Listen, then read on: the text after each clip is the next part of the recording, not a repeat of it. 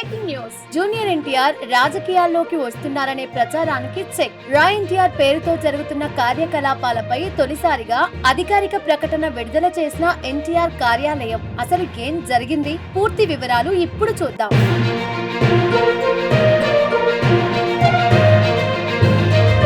గత కొన్ని రోజులుగా సోషల్ మీడియాలో ఒక వార్త భారీగా వైరల్ అవుతోంది. జూనియర్ ఎన్టీఆర్ రాజకీయాల్లోకి ఎంట్రీ ఇవ్వబోతున్నారని, త్వరలోనే అధికారిక ప్రకటన వస్తుందని, రాయ్ ఎన్టీఆర్ పేరుతో జరుగుతున్న కార్యక్రమాలే అందుకు సంకేతమని అనేక పోస్టులు, వీడియోలు, ప్రచారాలు సోషల్ మీడియాలో చక్కర్లు కొట్టాయి. ఇదే సమయంలో రాయ్ ఎన్టీఆర్ పేరుతో నిర్వహిస్తున్న సేవా కార్యక్రమాలు, సోషల్ మీడియా ప్రచారం కారణంగా ఆ సంస్థకు జూనియర్ ఎన్టీఆర్ తో సంబంధం ఉందా అనే సందేహం కూడా అభిమానుల్లో పెరిగింది. అయితే ఈ ప్రచారాలన్నింటికి చెక్ పెడుతూ జూలై 14న జూనియర్ ఎన్టీఆర్ కార్యాలయం అధికారిక ప్రకటన విడుదల చేసింది. ఆ ప్రకటనలో రాయ్ ఎన్టీఆర్ పేరుతో పనిచేస్తున్న సంస్థతో జూనియర్ ఎన్టీఆర్ కు కానీ, ఆయన కార్యాలయానికి కానీ ఎలాంటి సంబంధం, అనుబంధం లేదా ప్రమేయం లేదని స్పష్టం చేసింది. అంతేకాదు, జూనియర్ ఎన్టీఆర్ తరఫున ప్రాతినిధ్యం వహించే హక్కు కూడా ఆ సంస్థకు లేదని తేల్చి చెప్పింది.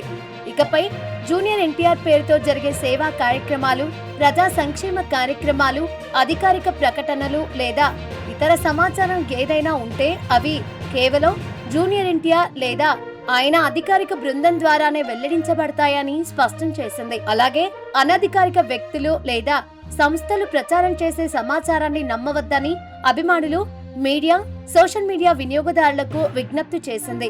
ఇదే అంశంపై ఇదే తమ చివరి అధికారిక ప్రకటన అని కూడా ఎన్టీఆర్ కార్యాలయం పేర్కొంది. ఇప్పుడు ఇక్కడ ఒక ఆసక్తికరమైన అంశం కూడా ఉంది. ఇటీవలే టాలీవుడ్ స్టార్ హీరోలు రాజకీయాల్లోకి వస్తున్నారనే వార్తలు తరచూ వైరల్ అవుతున్నాయి. కొద్ది రోజుల క్రితమే అల్లు అర్జున్ రాజకీయాల్లోకి వస్తున్నారంటూ కూడా సోషల్ మీడియాలో పెద్ద ఎత్తున ప్రచారం జరిగింది.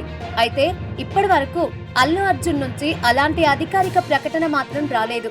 అదేవిధంగా జూనియర్ ఎన్టీఆర్ విషయంలో కూడా రాజకీయ ప్రవేశంపై తరచూ ప్రచారం జరుగుతూనే ఉంది. కానీ ప్రస్తుతం రాజకీయాల్లోకి వస్తున్నానని ఎన్టీఆర్ కూడా ఎలాంటి అధికారిక ప్రకటన చేయలేదు. ఈ తరహా చర్చలకు మరో కారణం కూడా ఉందని రాజకీయ విశ్లేషకులు చెబుతున్నారు. తమిళనాడులో స్టార్ హీరో విజయ్ సినిమాలకు గుడ్ బై చెప్పి తమిళగ వెట్రికలగం పార్టీని స్థాపించి ప్రత్యక్ష రాజకీయాల్లోకి వచ్చారు. ప్రస్తుతం ఆయన రాజకీయాలపైనే పూర్తిగా దృష్టి పెట్టారు. దీంతో దక్షిణాది స్టార్ హీరోల అభిమానుల్లో కూడా మన హీరో కూడా రాజకీయాల్లోకి వస్తారా అనే ఆసక్తి సహజంగానే పెరిగింది. అయితే అభిమానుల ఆశలు ఒకటి, అధికారిక ప్రకటనలు మరోటి. సోషల్ మీడియాలో వైరల్ అవుతున్న ప్రతి పోస్టును నిజమని భావించడం సరైన పద్ధతి కాదు.